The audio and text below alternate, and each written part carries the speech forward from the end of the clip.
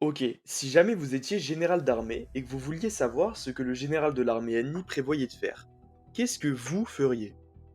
La réponse la plus logique est celle de faire appel à l'espionnage. Et vous auriez raison. L'espionnage est la méthode la plus ancienne et la plus efficace de mettre en œuvre des opérations secrètes qui visent à une tâche bien précise. Recueillir et traiter des informations susceptibles de porter atteinte à une nation et à ses intérêts.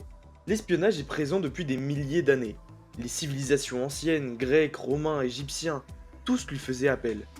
Et même encore aujourd'hui, l'espionnage fait partie intégrante d'une nation, notamment grâce à leurs fameuses agences de renseignement, comme la CIA pour les États-Unis, le MI6 pour les Britanniques ou encore la DGSE pour les Français.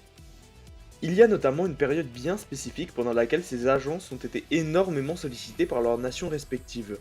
La guerre froide. À la fin de la Seconde Guerre mondiale, le monde est divisé en deux blocs, l'Est et l'Ouest. Tous les pays ruinés par la guerre se réfugient sous le protectorat des États-Unis ou de l'URSS.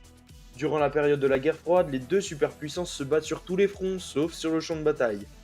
Qui aura la meilleure économie, qui sera le premier à aller dans l'espace, qui aura la plus grosse bombe atomique? Ce conflit est donc considéré comme une guerre puisqu'on s'affronte, mais froide puisque ces affrontements ne se font pas en face à face. Ou en tout cas, pas du point de vue du grand public. Puisqu'effectivement, des opérations secrètes, appelées opérations Black Ops en anglais, se sont quand même déroulées pendant ce conflit inédit. La série de jeux vidéo Call of Duty, du même nom Black Ops, retranscrit parfaitement ce type d'opération secrète.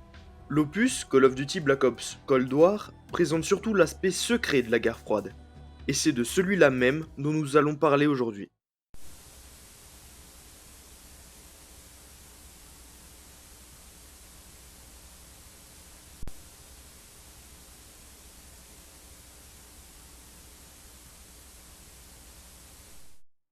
Dans Call of Duty Black Ops Cold War, le but de l'équipe que nous rejoignons est très simple. Retrouver et neutraliser Perseus.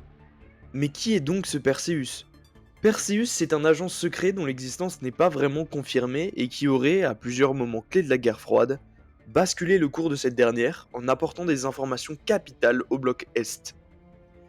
Il aurait notamment été l'agent à avoir dérobé les plans de la bombe atomique aux Américains à Los Alamos, là où a été dirigé le projet Manhattan. Selon la rumeur, Perseus aurait infiltré les plus hauts niveaux du programme nucléaire américain, participant au vol d'informations clés qui aurait permis à l'URSS de rattraper son retard technologique. Maître du déguisement, passé maître dans l'art du silence et de la manipulation, il aurait opéré pendant des années sans jamais éveiller les soupçons. Certains disent qu'il était un scientifique, d'autres un soldat idéaliste. Son identité réelle reste un mystère. Même après la chute du rideau de fer, les archives du KGB ne livrent que des fragments de vérité. Aujourd'hui encore, dans les cercles du renseignement, Perseus est plus qu'un espion. Il est un mythe, un symbole de pouvoir de l'ombre et de l'effroi. À la fin du jeu, nous apprenons que dans ce dernier, Perseus n'est pas un homme, mais une organisation soviétique indépendante qui n'agit que selon ses intérêts et ceux de la mère patrie.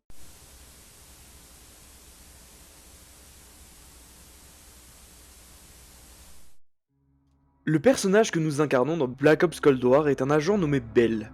Pendant longtemps, il aurait travaillé avec un membre de la CIA, chef de l'équipe dans laquelle nous appartenons, Russell Adler.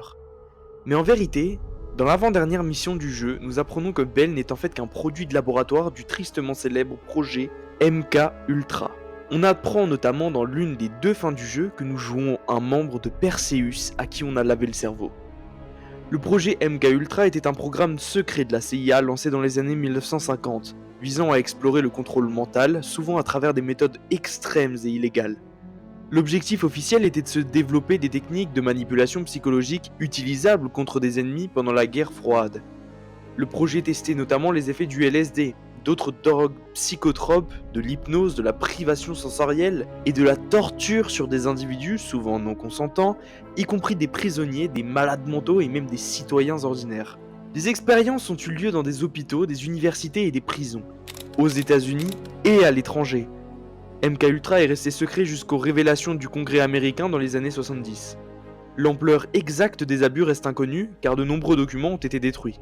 Ce scandale a profondément entaché l'image de la CIA et a soulevé d'importantes questions éthiques sur les limites de la recherche gouvernementale.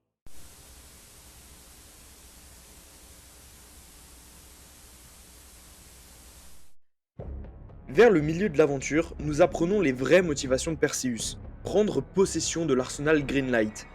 L'objectif de l'opération Greenlight était de permettre une réponse rapide et décisive en cas d'invasion soviétique, en utilisant des armes nucléaires sous chaque grande ville européenne pour détruire des infrastructures clés et perturber les avancées ennemies. Cependant, cette stratégie posait des risques considérables, notamment en raison de la possibilité d'escalade incontrôlée du conflit. L'opération est restée classifiée jusqu'aux années 80, lorsque des documents militaires ont été rendus publics. Finalement, les SADM ont été retirés du service actif à la fin des années 80, et les Green Light Teams ont été dissoutes en 1989, marquant la fin de cette approche controversée de la guerre nucléaire tactique. Néanmoins, dans le jeu, Perseus parvient à prendre possession de cet arsenal, et comme dit précédemment, le jeu comporte deux fins. Dans l'une d'entre elles, Belle se souvient de son allégeance à Perseus et à la mère patrie, et trahit Adler en même temps que son équipe pour les mener droit dans une embuscade. Dans cette fin, plus rien ne peut arrêter Perseus de faire exploser tout l'arsenal Greenlight, des dizaines de bombes nucléaires américaines à travers l'Europe, des millions de morts, des pays en ruine, et pour le grand public, un seul fautif, les États-Unis. Dans l'autre fin, en revanche, Bell choisit de faire le bien malgré son passé avec Perseus. Il indique l'endroit d'où l'arsenal va recevoir l'ordre de tout faire exploser et mène l'opération de sabotage à bien afin de mettre fin au plan de Perseus.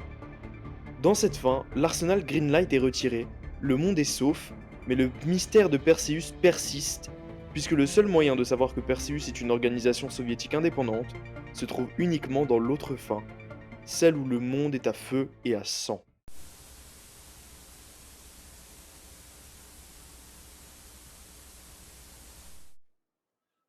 Call of Duty Black Ops Cold War offre une expérience captivante grâce à son récit riche. L'intrigue, ancrée dans la réalité géopolitique de la guerre froide, explore des événements historiques et des personnages inspirés de faits réels.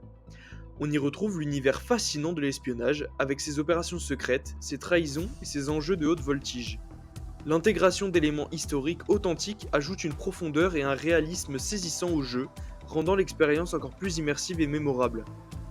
L'histoire, loin d'être une simple toile de fond, est un élément central qui propulse le joueur au cœur de l'action et lui permet de vivre pleinement l'intensité de la guerre froide. Merci énormément de m'avoir écouté, je vous souhaite à toutes et à tous une très bonne soirée, et sur ce, je vous dis au revoir, et à une prochaine fois peut-être.